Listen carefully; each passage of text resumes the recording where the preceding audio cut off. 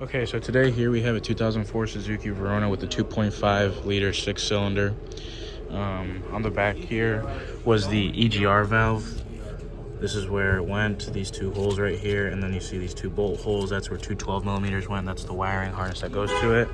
This is a solenoid controlled, that's connected to the PCM. This is solenoid controlled, not vacuum controlled. So right here it is. I have it taken off. These are the bolts. This is the EGR gasket. So right now I have, we're doing a resistance test on it.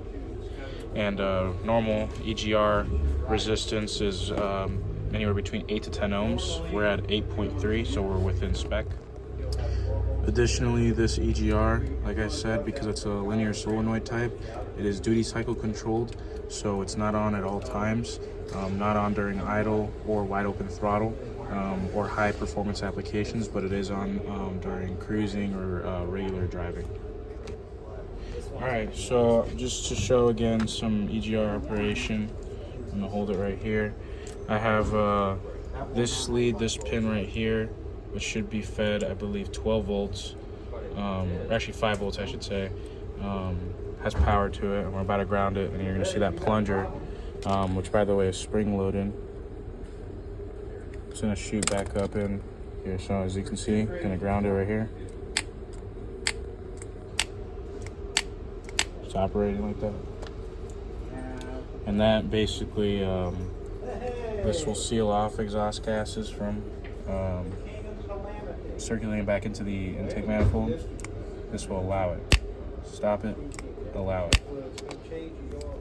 Here we are looking at our wiring diagram as well as our 5 pins. Pin 1 is power going to the ECM. Pin 5 is power coming from the fuse relay itself. Looking at our wiring diagram with pin 5, we have power coming from the fuse block, going through the magnet in the solenoid, and then out into the ECM. Pin 3 is our signal reading. Pin 2 is our 5-volt reference going into it with our variable resistor.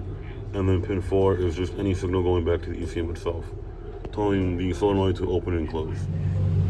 Okay, so right here we got the 2007 Buick Lucerne.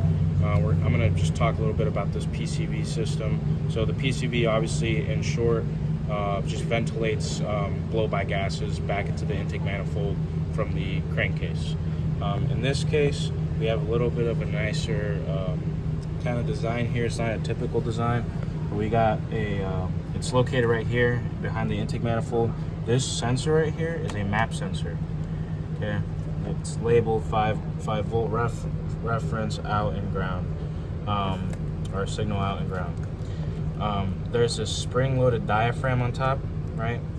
There it is. It's got an O-ring on it.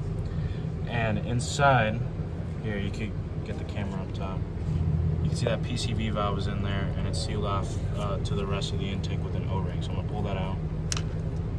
There it is. There's the O-ring I was talking about. Now, one of the most common tests that people do to test these, to test if it's flowing, is a shake test.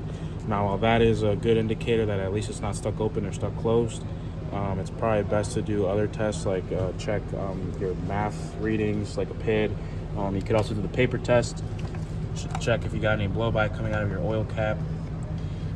But anyway, this right here sits in there, and it's a tandem system. So this MAF sensor, when this opens or lets exhaust gases back into the intake manifold, there's a pressure change. So this MAP sensor senses that pressure change in the intake manifold. So that's how it's a tandem system, and it's conveniently right here. You got that spring-loaded diaphragm back on, and this MAP sensor goes on top, and that's how it measures it. On all data, here is what they recommend and for concerns and actions. So if your concern is any of the following, like an external oil leak, they would recommend inspecting, restricted hoses or tubes. Currently on the Buick, we have no concerns, so we would not need to look for any of the suggested actions. All right, we're gonna go ahead and start the car. We got the oil cap off. We got a piece of paper on top of the oil filler. Go ahead and start it.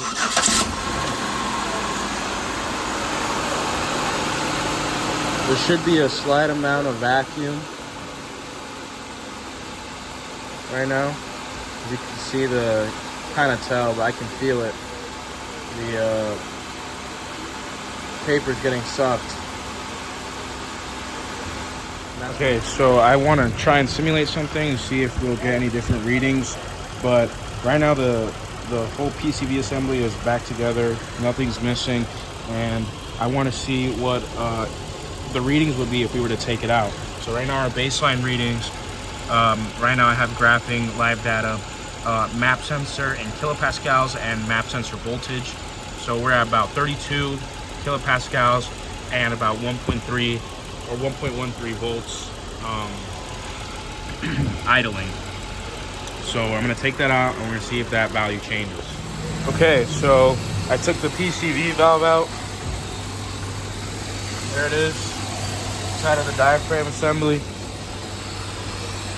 And right now, there's a slight hiss coming from the engine, and we can see that our map sensor did increase from about 32 kilopascals to 54, and our voltage also increased from about 1.1 to about 1.2, so it doubled.